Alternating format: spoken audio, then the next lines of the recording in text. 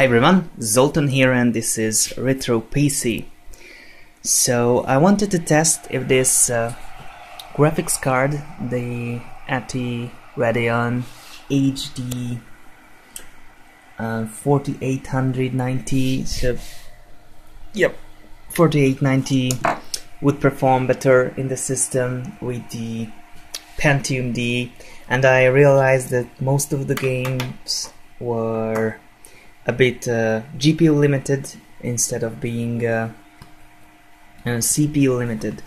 So the frames are increased, some cases a lot.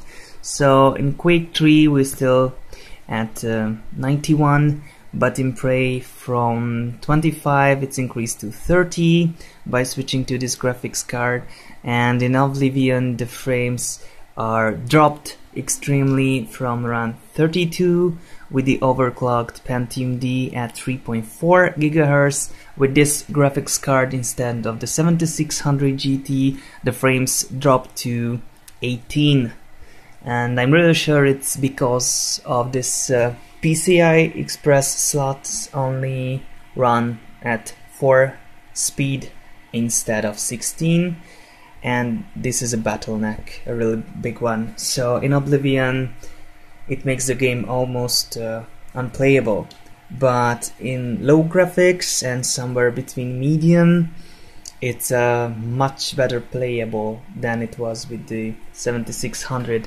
But with the high graphics settings it's really laggy, so I wouldn't recommend to use any bigger or more powerful graphics card in this motherboard. The EGP slot is 8 times and it's really good, but the PCI Express slot is only good for low-end graphics cards. Also in Skyrim the frame per seconds are worse a bit, from 59 to 50. In Fallout it's from 72 to 55. So all in these Bethesda games the performance dropped a lot, but in Crysis instead of 45 it increased to 70, around 80 frames per second, and also instead of low settings I was able to set high settings and the maximum resolution, so 1280 by 1024. So as you can see in Crysis here, system settings and graphics, so the resolution without anti-aliasing, and in the advanced settings everything's set to high. And the other nice thing is, as you can see, the image is corrupted a lot. All of these vertices are chaotic, and even the map, you just have these random triangles and missing triangles, and if you see the weapon, I don't know what you can see, it's horrible.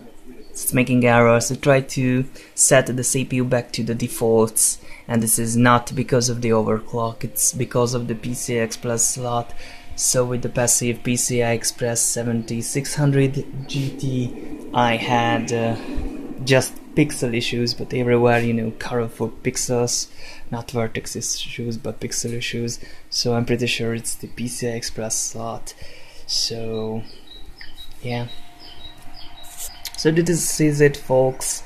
It's a nice motherboard to test out DDR and DDR2 and having AGP and PCI Express slots, but if you want to use the PCI Express it's pretty unusable. Also you can set the CPU voltage, so even if I was able to set it to 3.4, sometimes it's not stable. With this graphics card I'm unable to run 3D Mark 2005 or 2003. The 2006 and the 2000 is working, but that's all. Sometimes games are crashing, and I was using the 7600 GT in the AGP slot, and sometimes the NVIDIA driver just fails. I have to go back to safe mode, reinstall it, and then I am able to boot into Windows XP a few times. Then it crashes again.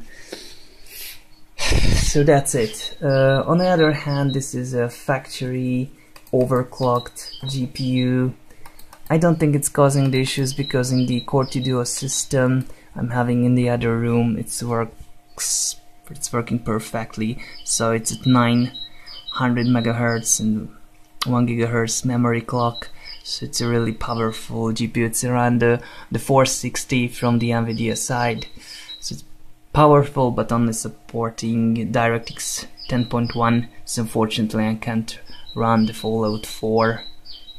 So that's it for the retro PC for today.